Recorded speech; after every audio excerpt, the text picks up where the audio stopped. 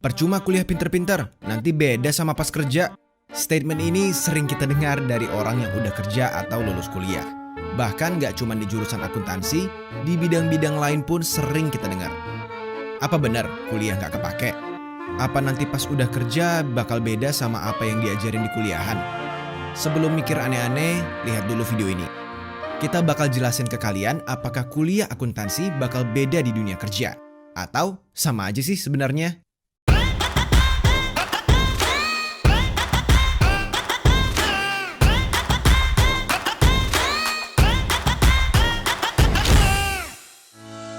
Selamat datang lagi di Facultative Break Time. Hari ini kita bakal nanggepin statement atau pernyataan yang nganggap kuliah akuntansi nggak guna dan bakal beda dengan kenyataan di dunia kerja. Buat kalian yang baru pertama kali nonton channel Facultative ngebahas banyak hal di dunia akuntansi dan finance. Mulai dari sharing ilmu-ilmu akuntansi dan finance, ngasih tips-tips belajar, ngejawab pertanyaan-pertanyaan, sampai ngebahas fakta, mitos, dan isu-isu yang ada di akuntansi dan finance. Kalau kamu suka dengan konten seperti ini, pastiin subscribe channel Facultative biar bisa terus ngikutin video-video di Facultative. Kuliah akuntansi membahas banyak hal. Mulai dari yang gampang dibayangin, kayak membuat laporan keuangan, analisa laporan keuangan, menggunakan software akuntansi, sampai belajar manajemen, ekonomi, atau ilmu statistik yang terkadang ngawang-ngawang buat ngertiinnya. Bagi beberapa orang kesannya gak semua yang dipelajari di bangku kuliah bakal kita pakai nanti di kenyataan sehari-hari. Bahkan di konten fakultatif sendiri waktu bahas persediaan, ada aja yang nganggepin kalau FIFO, LIFO, dan sejenisnya gak akan pernah dipakai di dunia kerja. Hanya di bangku kuliah aja kita pelajarin ini. Well, di video ini saya bakal lurusin persepsi ini buat kalian.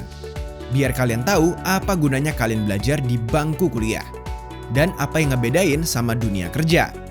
Dari sekian banyaknya ilmu di akuntansi, terlepas kampusnya di mana dan kurikulumnya seperti apa, kita bisa golongkan apa yang dipelajari mahasiswa akuntansi menjadi dua bagian, yaitu yang sifatnya teoritis dan yang sifatnya praktis.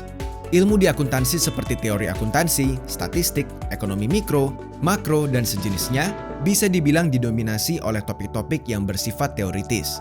Sementara waktu belajar cara menggunakan software akuntansi, belajar membuat laporan keuangan, analisa laporan keuangan, topik-topik ini lebih bersifat praktis. Topik-topik yang bersifat praktis ini bakal lebih terasa nanti bentuk pengaplikasiannya waktu kita masuk ke dunia kerja. Karena memang topik-topik ini ditujuin supaya mahasiswa-mahasiswi akuntansi tahu how to do-nya guys. Lalu bagaimana dengan yang bersifat teoritis? Apakah nggak ada gunanya nanti? Nah, ini yang perlu kalian tahu. Topik-topik yang bersifat teoritis bukan menekankan pada how to do-nya guys, tapi how to think.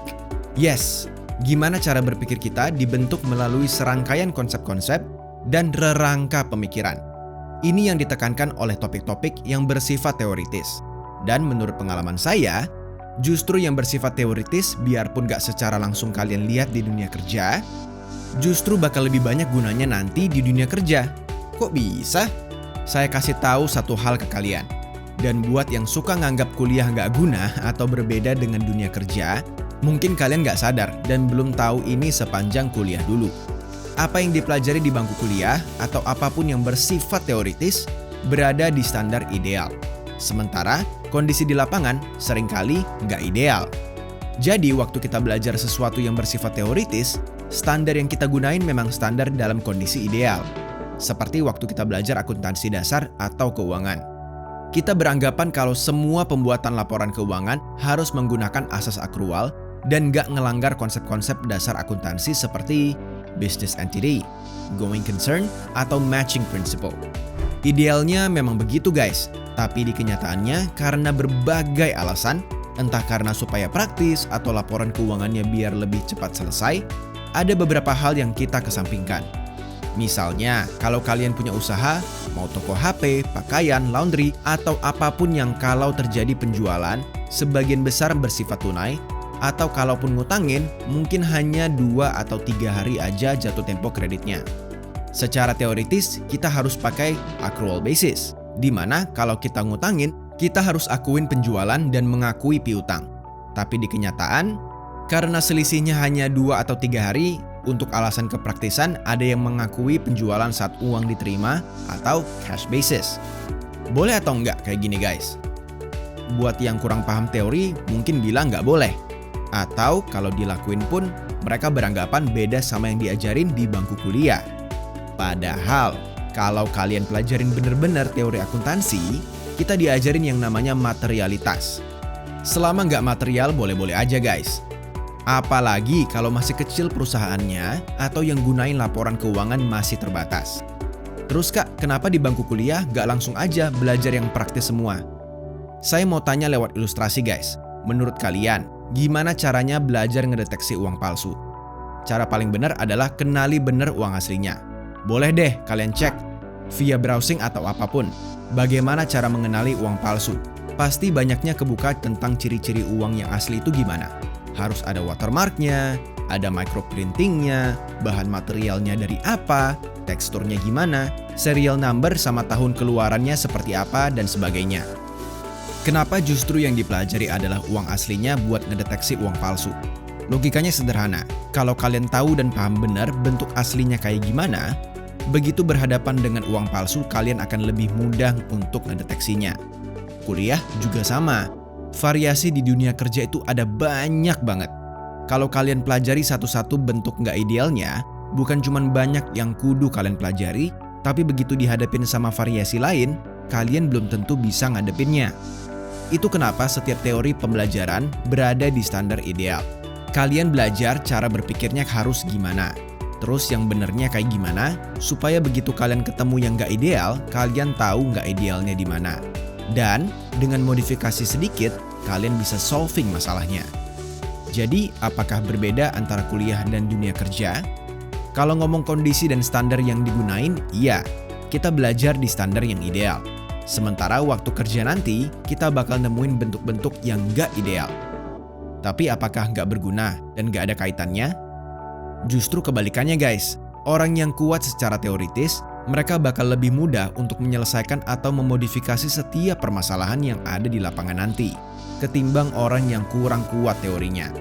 Kalian boleh buktiin sendiri kalau kalian anak akuntansi dan baru nonton video ini pertama kali, terus kalian kebingungan waktu belajar bikin jurnal, debit kredit, penyesuaian, dan sebagainya, kalian nonton video tentang konsep-konsep akuntansi di Fakultif.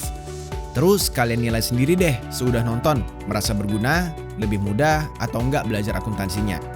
Terus kalau kalian benar-benar paham yang namanya teori akuntansi, percaya deh, mau kalian kerja di sektor apapun, mau retail, manufaktur, perbankan, konstruksi, pertambangan, bahkan sampai lintas negara yang standar akuntansinya berbeda sama Indo sekalipun, kalian bisa dengan mudah buat kuasainnya. Oke kak, saya setuju untuk ini. Tapi gimana dengan topik-topik yang memang kenyataannya nggak saya pakai waktu kerja? Well, persepsi ini juga harus dilurusin. Kalau kalian hanya ingin mempunyai satu kompetensi aja, khusus di bidang tertentu, sektor tertentu, atau untuk skala perusahaan tertentu, kalian memang nggak perlu kuliah guys. Belajar sendiri atau mengambil kursus-kursus juga bisa. Di bangku kuliah, terutama kalau levelnya udah S1, kalian bukan dipersiapkan hanya untuk satu jenis pekerjaan tertentu aja. Kalian bakal dibekali serangkaian kompetensi yang memungkinkan kalian untuk bisa bekerja di banyak bidang. Even kalau kalian mau buka usaha sendiri. Ketika nanti kenyataannya nggak dipakai semua, bukan berarti yang diajarin oleh kampus kalian nggak ada gunanya. Seperti Vivo-Livo yang sempat saya singgung di awal. Memang mungkin di perusahaan kalian, atau sepanjang kalian bekerja nggak nemuin perusahaan yang menggunakan metode seperti ini. Tapi bukan berarti nggak ada guys. Bahkan perusahaan sekelas Apple aja, kalau kalian pernah baca laporan keuangannya, mereka masih pakai Vivo guys. Dan kalau kalian paham benar metode persediaan ini, sekalipun nggak dipakai metodenya, tapi cara berpikirnya bakal kepake banget. Baik untuk akuntan, waktu mutusin metode yang dipakai untuk perusahaan, atau untuk orang yang ngelakuin analisa laporan keuangan. Tapi memang kita harus fair juga guys. Gap antara lulusan S1 akuntansi dan dunia kerja saat ini memang masih cukup besar. Dunia kerja saat ini menuntut lulusan yang udah siap untuk digunakan ketika lulus kuliah. Sementara kenyataannya sekarang, terkadang lulusan S1 akuntansi meskipun pada akhirnya bisa siap, tapi kadang perlu waktu untuk mempelajari dan menyesuaikan dengan pekerjaannya.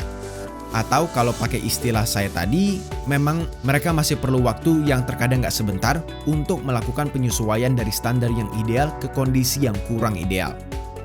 Masalah ini adalah tugas bersama, baik kampusnya maupun mahasiswanya. Untuk kampus, mungkin saya bisa memberi masukan agar bisa meninjau ulang penyusunan kurikulum kuliah agar bisa lebih up to date dengan kebutuhan dunia kerja saat ini. Serta lebih diimbangin tenaga pengajar yang memiliki background akademisi dengan yang memiliki background sebagai praktisi. Kalau bisa berimbang, harusnya bisa membantu memperkecil gap ini. Dan untuk mahasiswa, saya sangat menyarankan untuk mengisi waktu luangnya dengan kegiatan magang, mengikuti workshop, atau apapun yang bersifat praktis selama di bangku kuliah. Di samping itu, saat ini saya juga melihat kalau pemerintah sudah mulai memperhatikan gap ini. Bahkan memberikan dukungan untuk memperkecil gap tersebut melalui program-program yang diadakan oleh pemerintah. Semoga program-program ini bisa berjalan efektif dan gap antara lulusan kuliahan dengan dunia kerja bisa semakin kecil nantinya. Nah, gimana setelah nonton video ini? Menurut kalian, apakah memang berbeda nggak yang dipelajari di bangku kuliah dengan kenyataan di dunia kerja? Tulis di komentar di bawah ya. Kalau kalian mau belajar-belajar tentang akuntansi atau finance, kalian bisa kunjungi website Fakultif yang ada di deskripsi di bawah. Di website ini, kalian bisa belajar mandiri tentang akuntansi dan finance. Gratis guys saat ini buat kalian. Terus, buat kalian yang suka konten seperti ini, jangan lupa subscribe dan sharing ke teman-teman kalian ya. Sampai jumpa di Fakultif Break Time berikutnya.